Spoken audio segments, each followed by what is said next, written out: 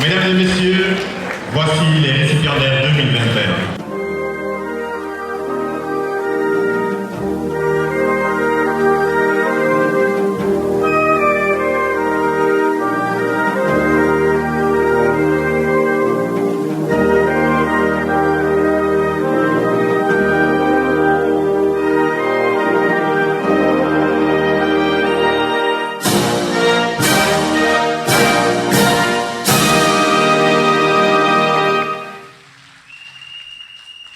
Après les mots du parrain,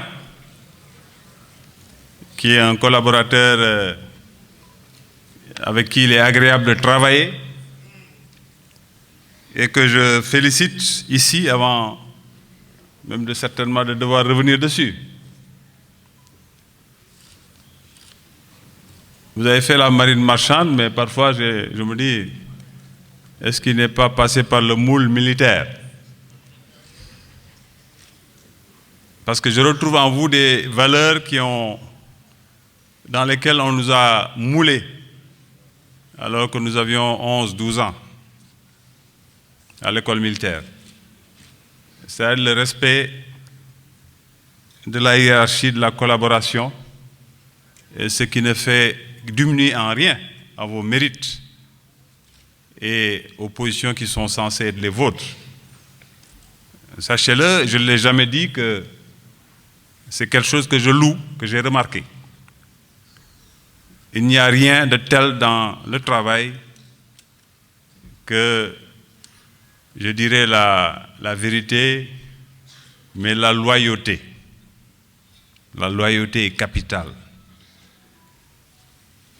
Mesdames et messieurs les directeurs généraux et nationaux ici présents, monsieur le directeur du Centre national des techniciens de pêche et de l'aquaculture. J'aimerais d'ailleurs que ces lumières qui nous aveuglent soient aujourd'hui mises sur ces récipiendaires parce que c'est à cause d'eux que nous sommes là aujourd'hui. Qu'ils soient bien distingués. Monsieur le directeur général de l'Agence nationale des affaires maritimes, donc qui représente l'autorité maritime à ce jour au Sénégal, c'est important à savoir, parrain de la présente cérémonie. Mesdames et messieurs les acteurs de la pêche, mesdames et messieurs, chers diplômés du CNFTPA, je commencerai mon propos par une note de félicitations à l'endroit des diplômés que nous célébrons cet après-midi. Je tiens à dire mon grand contentement de me retrouver pour la deuxième année consécutive à vos côtés pour reconnaître votre mérite et promouvoir l'excellence. Parce qu'une réussite n'est jamais, comme l'a rappelé votre directeur, Samuel Faye, que j'ai connu, je dirais sur le terrain, disons civil, pour lui donner un autre caractère. Jeune, pétri de talent, avec qui j'ai apprécié, en tout cas, de collaborer dans un cadre difficile, parce que je parle de civil pour ne pas lui donner une collaboration, parce que nous étions dans un mouvement de cadre. Il a eu à vous rappeler qu'une réussite n'est jamais individuelle, qu'elle s'inscrit toujours dans une perspective collective. Je joindrai à ces félicitations donc vos parents, vos professeurs qu'il a eu à citer, vos amis, qui tous, de près ou de loin, ont contribué à l'avènement de ce jour heureux.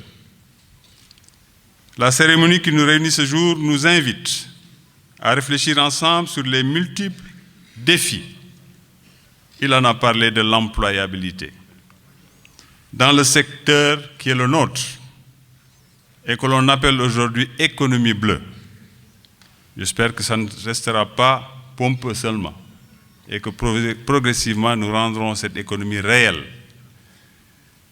Sachez que la promotion d'une économie bleue durable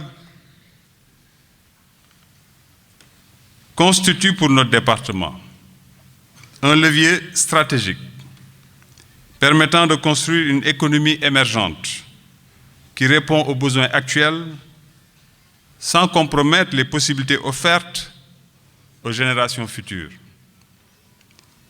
Pour l'Union africaine, l'économie bleue est le développement économique durable des océans, utilisant ce genre de technique comme un développement régional, intégrant l'utilisation des mers, des océans, des côtes, des lacs, des fleuves et des eaux souterraines à des fins économiques, notamment, entre autres, dans la pêche, les mines, certains seraient étonnés, l'énergie, l'aquaculture et le transport maritime, tout en protégeant la mer pour améliorer le bien-être social.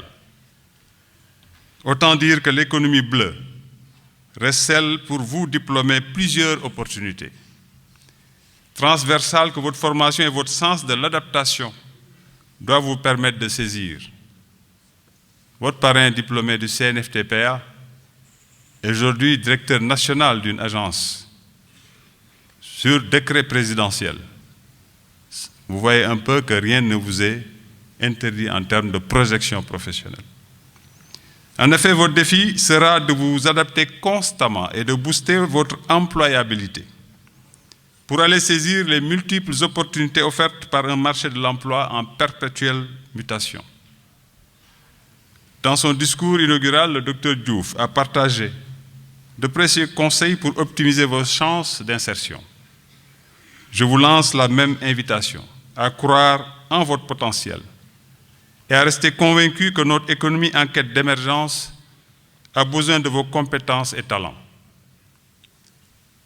L'employabilité étant l'aptitude à trouver un emploi et à le conserver, vous devrez faire preuve de persévérance et d'abnégation pour vous trouver votre juste place et travailler avec détermination en donnant le meilleur de vous-même pour devenir des maillons indispensables dans la chaîne de valeur de vos organisations. Travailler, c'est se remettre en cause chaque jour et s'inscrire dans une dynamique d'amélioration continue. Sachez que votre formation à la vie de l'entreprise se poursuit et que vous devez continuer à apprendre avec humilité et sérieux pour croître professionnellement et demain aspirer aux meilleures stations de responsabilité. J'avais un professeur de marketing qui aimait répéter cela.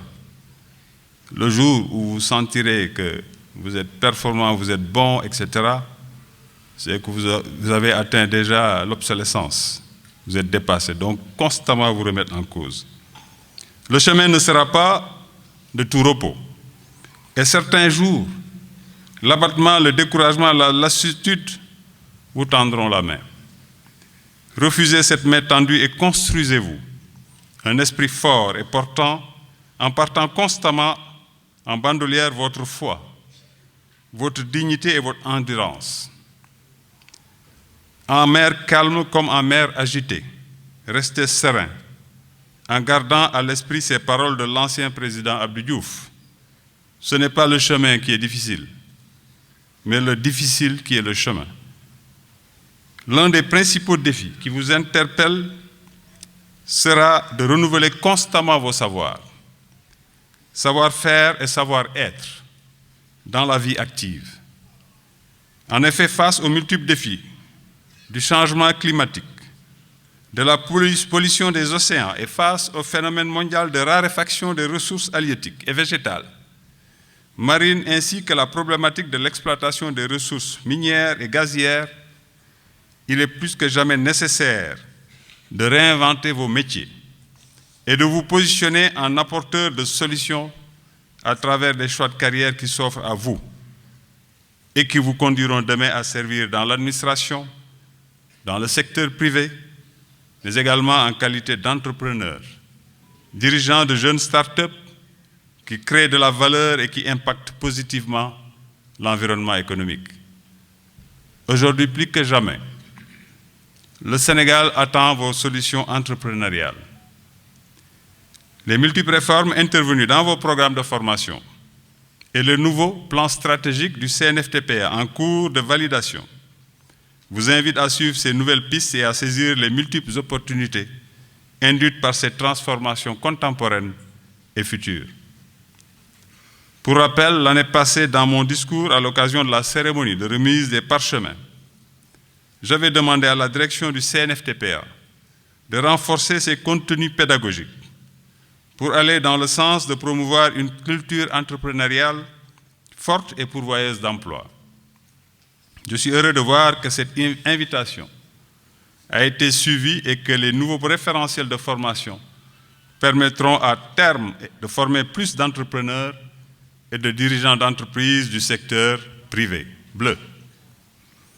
Soyez assurés que le soutien et l'engagement de notre département ne fera jamais défaut et qu'aucun effort ne sera ménagé pour faire du CNFTPA, à travers des réformes successives, l'école de référence dans la formation du capital humain évoluant dans le secteur de la pêche et de l'aquaculture. Toutes les parties prenantes à la vie de l'établissement, administration, enseignants et apprenants seront placées au cœur de notre action. Cette volonté d'appuyer le développement du centre nous a d'ailleurs poussé à demander au COSEC, que votre directeur vient de remercier, d'appuyer pour l'année 2021 le CNFTPA. J'espère qu'il ne s'arrêtera pas en si bon chemin. Le rapport annuel soumis à mon département montre l'efficacité d'une telle stratégie solidaire qui permet aux différentes directions et agences de notre département de jouer collectif en s'entraidant. Il s'agit là d'un bel exemple de ce que nous pouvons faire ensemble. Ma conviction est que la force trouvera toujours sa source dans l'union. Je remercie le directeur général du COSEC de s'être personnellement impliqué pour contribuer au rayonnement du centre. Notre certitude profonde, adossée à celle du chef de l'État, son Excellence M. Macky Sall, est que le capital humain constitue une priorité pour toute nation souhaitant s'inscrire dans une trajectoire d'émergence et que par conséquent, investir sur la formation de la jeunesse et son autonomisation constituent les meilleurs choix d'avenir. C'est partant de cette vision du chef de l'État a initié une réorientation des allocations budgétaires à hauteur de 450 milliards, au moins sur 3 ans, donc à hauteur de 150 milliards par année, en réponse aux besoins des jeunes en termes de formation, d'emploi et de financement de projets, et de soutien à l'entrepreneuriat et au secteur informel, que nous nous retrouvons parfaitement dans cette vision du chef de l'État. Le fameux Xewi Ndaw Ñi, je crois, est devenu une réalité, avec, sur décision, l'emploi quasiment effectif de près de 65 000 emplois offerts aux jeunes aujourd'hui au niveau du Sénégal.